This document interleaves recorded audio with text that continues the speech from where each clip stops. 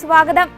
പ്രത്യാശയുടെ ജൂബിലി വർഷത്തിൽ നിത്യനഗരമായ റോം സന്ദർശനത്തിനായും തീർത്ഥാടനത്തിനായും എത്തിച്ചേർന്ന സ്പെയിനിലെ കോർദോബ സെമിനാരിയിൽ നിന്നുള്ള വൈദിക വിദ്യാർത്ഥികൾക്കും പരിശീലകർക്കും ഫ്രാൻസിസ് പാപ്പ സന്ദേശം നൽകി. ജനുവരി 17-ന് അനുവദിച്ച സ്വകാര്യ കൂടിക്കാഴ്ചയുടെ അവസരത്തിലാണ് പ്രത്യാശയുടെ തീർത്ഥാടനം വിശ്വാസികൾക്ക് നൽകുന്ന സൂചനകളെയും അടയാളങ്ങളെയും എടുത്തു പറഞ്ഞുകൊണ്ട് സന്ദേശം നൽകിയത്. യേശുവുമായുള്ള കണ്ടുമുട്ടലിലേക്ക് നമ്മെ നയിക്കുന്നതാണ് പ്രത്യാശയുടെ തീർത്ഥാടനത്തിന്റെ ആദ്യ അടയാളമെന്ന് പാപ്പ പറഞ്ഞു. ഇത് നമ്മെ സ്വർഗത്തിലേക്ക് ദൃഷ്ടികൾ ഉയർത്താൻ പ്രേരിപ്പിക്കുന്നുവെന്നും പാപ്പ കൂട്ടിച്ചേർത്തു.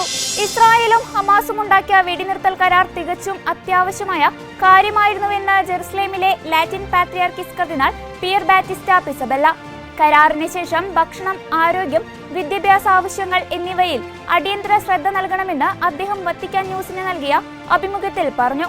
യുദ്ധം തങ്ങളെ ക്ഷീണിപ്പിക്കുകയും എല്ലാവരുടെയും ജീവിതത്തെ മുറിവേൽപ്പിക്കുകയും സാഹചര്യം വളരെ ദുർബലമായി മാറ്റിയിട്ടുണ്ടെങ്കിലും വിശുദ്ധ നാട്ടിലെ പുതിയ സാഹചര്യത്തിൽ തങ്ങൾ സന്തുഷ്ടരാണെന്ന് കർദിനാൾ കൂട്ടിച്ചേർത്തു. ഡെമോക്രാറ്റിക് റിപ്പബ്ലിക് ഓഫ് കോങ്കോയിലും സമീപ ദേശങ്ങളിലും സമാധാനത്തിനും സഹവർത്തിത്വത്തിനും ആഹ്വാനം ചെയ്തുകൊണ്ടുള്ള കരാർ നിർണ്ണയിക്കുന്നതിനുള്ള പദ്ധതിയിൽ ഒരുമിച്ച് പ്രവർത്തിക്കുവാൻ കത്തോലിക്ക സഭയും പ്രൊട്ടസ്റ്റന്റ് സമൂഹങ്ങളും തീരുമാനമെടുത്തു.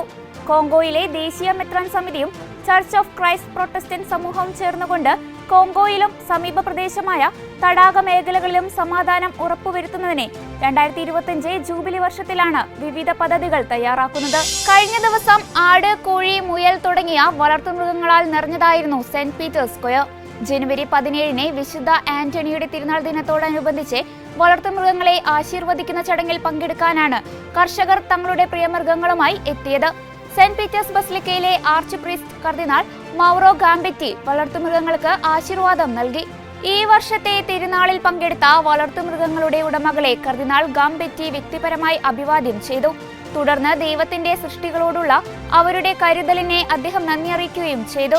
മരണക്കിടക്കയിൽ പുഞ്ചിരിയോടെയായിരുന്ന കർമ്മലീത്ത സന്യാസിനിയായ സിസിലിയ മരിയയെ വിശുദ്ധയായി പ്രഖ്യാപിക്കുന്നതിന് മുമ്പുള്ള നടപടിക്രമങ്ങൾക്ക് തുടക്കം കുറിച്ചു.